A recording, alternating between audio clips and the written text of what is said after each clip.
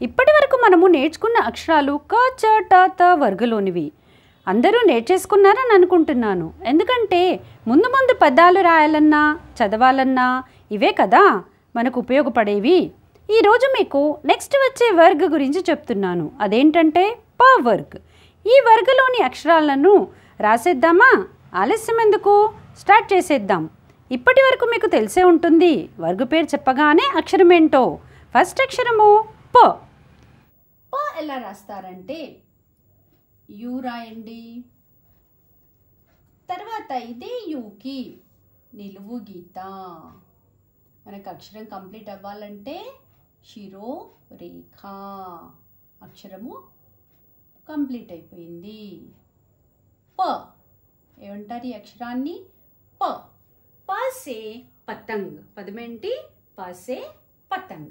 Next అక్షరం వచ్చేసి ఫ. ఫ ఎలా రాస్తారంటే సేమ్ పా మాదిరి రాసేయండి. తర్వాత స్టెప్పులో సైడ్ నుండి ఇలా గీత వచ్చేస్తుంది. థర్డ్ స్టెప్పులో శిరో రేఖ. మనకు అక్షరము కంప్లీట్ అయ్యింది. ఫ ఏమంటారు? ఫ. ఫాసే ఫసల్. ఫాసే ఫసల్ ఫల్. నెక్స్ట్ అక్షరం వచ్చేసి బ. బ ఎలా రాస్తారంటే నిలువు గీత. ఈ నిలువు గీతకి హాఫ్ సర్కిల్ ఇవ్వండి. తర్వాత స్టెప్పులో ఇక్కడ మధ్యలో నుండి ఇలా క్రాస్ లైన్. తర్వాత అక్షరము కంప్లీట్ అవ్వాలంటే శిరోరేఖ. మనకు అక్షరము కంప్లీట్ అయిపోయింది. బ ఏమంటారు ఈ అక్షరాన్ని? బ. బాసే బతక్. బాసే బతక్. పదం ఏంటి? బతక్.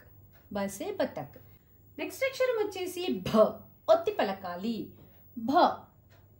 స్టార్టింగ్లో కొంచెము రౌండ్ చేసి ఇలా నిలువు గీత ఇవ్వాలి.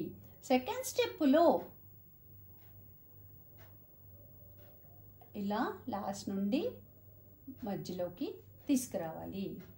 తర్వాత స్టెప్పులో ఒక నిలువు గీత. ఈ నిలువు గీతకి శిరోరేఖ ఇచ్చేస్తే మనకు అక్షరము కంప్లీట్ అవుతుంది. భ ఏమంటారు? ఈ అక్షరాన్ని భ ఒత్తి పలకాలి. భ. భాతో వచ్చే పదము భాలు. భాసే భాలు. ఈ వర్గలోని లాస్ట్ అక్షరం ఏంటంటే మ.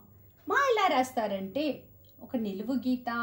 ఆ నిలువు గీతకు ఇలా కర్వ్ చేసి మధ్యలో నుండి ఒక లైన్. ఇదే లైన్కు ఒక నిలువు గీత. ఇప్పుడు అక్షరము కంప్లీట్ అవ్వాలంటే శిరోరేఖ. మా ఏమంటారు? మా. మాతో వచ్చే పదాలు మాసే మటర్ మచిలీ. ప వర్గలోని అక్షరాలు ఏంటి? ప, ఫ, బ, భ, మ.